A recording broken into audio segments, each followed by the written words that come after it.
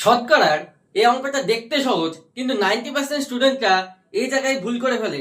আজ আমি বলতে চলেছি এই অঙ্কে 90% স্টুডেন্টরা কোথায় ভুল করে। চলো দেখে নি কি বলেছে।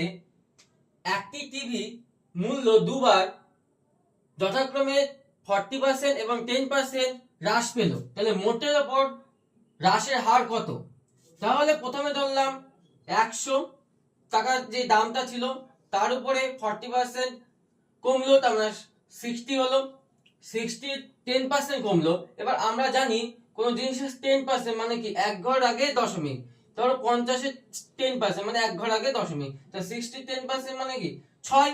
তাহলে কত হলো? 60 থেকে 6 বিয়োগ করলে হয় 54। তাহলে 54, সবাই কি করবে? 54টা রাইট হবে, কিন্তু 54 হবে না। এখানে কত হবে? 100 ছিল 54 হয়েছে, 100 ছিল কত হয়েছে? 54 হয়েছে। তার মানে 46 হবে উত্তর, মানে 46%। অপশন সি, অপশন এ হবে না। যদি অঙ্কটা ভালো লেগে থাকে অবশ্যই লাইক করবেন এবং সাবস্ক্রাইব করে আমাদের চ্যানেলের পাশে থাকবেন। ধন্যবাদ।